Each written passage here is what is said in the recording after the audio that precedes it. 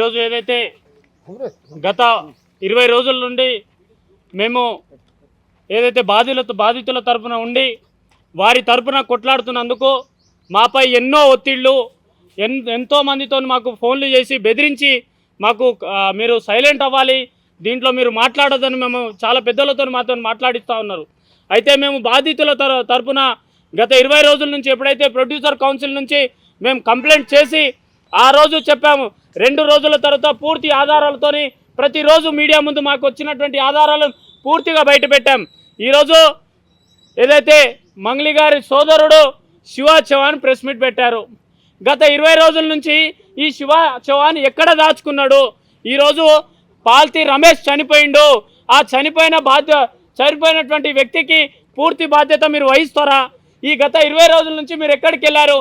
ఈరోజు ఆ కుటుంబానికి ఎందుకు పరామర్శించలేదు? ఈరోజు ఆ కుటుంబానికి దిక్కేవారు? ఈరోజు మీపై ఇంత ఆరోపణలు చేస్తుంటే మీరు ఓర్వలేక ఈరోజు మీరు ప్రెస్ మీట్లు పెట్టి ఎవరో రాసిచ్చినటువంటి స్క్రిప్ట్ని మాట్లాడుతున్నారు.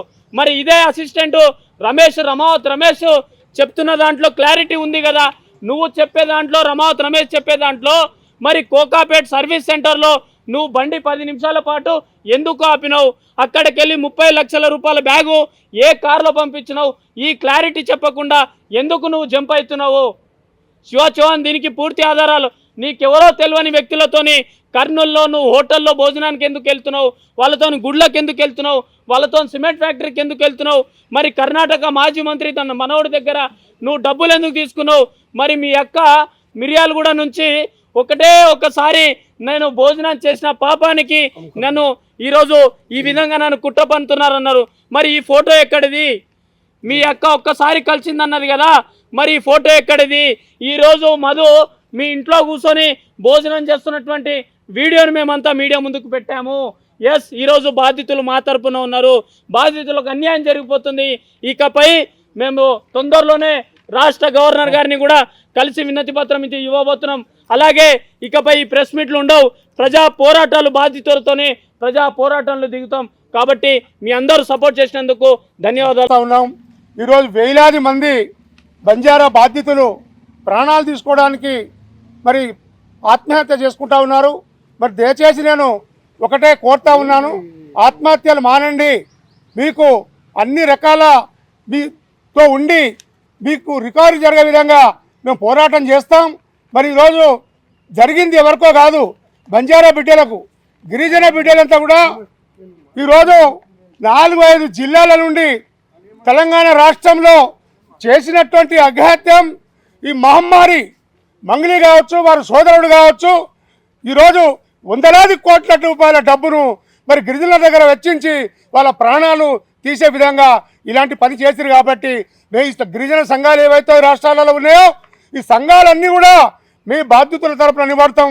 మీకు న్యాయం జరిగే విధంగా పోరాటం చేస్తాం. ఎవరికి భయపడేది లేదు. ఎందుకంటే ఓ గిరిజన జాతి, బంజారా జాతిలో పుట్టినటువంటి మంగ్లీ ఈ విధంగా ఈరోజు గిరిజనుల ప్రాణాలు కోల్పోయే విధంగా వందలాది కోట్ల రూపాయలు డబ్బును మోసం చేసి ఈరోజు వాళ్ళు చనిపోతూ ఉన్నారు. దయచేసి బంజారా మిత్రులు ఎవరు కూడా అఘాత్యానికి పాల్పడకూడదు. మీకు న్యాయం జరిగే వరకు మేము ఈ పోరాటాన్ని ఆపము. మీకు బాధ్యతలను ఎక్కడైతే ఉన్నారో వాళ్ళ జుట్టు బట్టి బయటకు తీసుకొని వచ్చి మీకు న్యాయం జరిగే విధంగా పనిచేస్తామని ఈరోజు ఈ వేయి ద్వారా సంపత్ కావచ్చు, మరి అశోక్ కావచ్చు, మరి మన రఘురామ్ కావచ్చు, ఏవైతే గిరిజన సంఘాలు ఉన్నాయో సంఘాలన్నీ ఐక్యతతో వరదిల్లాలి, ముందుకు రావాలి, బాధ్యతల తరపున నిలబడాలి. వాళ్లకు న్యాయం జరిగే విధంగా పోరాటం చేసి వాళ్ళకు బాధ్యతలకు రికవరీ అయ్యే విధంగా పోలీస్ వ్యవస్థ కూడా పూర్తి స్థాయిలో మరి మద్దతు చేస్తుంది. నేను తెలంగాణ ముఖ్యమంత్రి రేవంత్ రెడ్డి గారికి అయ్యా నీకు ఒకటే విజ్ఞప్తి చేస్తూ ఉన్నాం, గిరిజన జాతి మారుమూల తాండాల్లో పుట్టి రూపాయి జమ చేసుకొని ఎక్కడో బతుకుదామని అనుకుంటే ఇలాంటి మహమ్మారిలు వెంబడిపడి గిరిజన బిడ్డల ప్రాణాలు తీసే విధంగా ఈరోజు లక్షలాది కోట్ల రూపాయలు తీసేసుకొని మరి ఈ విధంగా ఆత్మహత్యలు చేసుకుంటా ఉన్నారు. 9 మంది ఇప్పటికే చనిపోయారు. 2 ఈరోజు ఫైజన్ తీసుకున్నారు.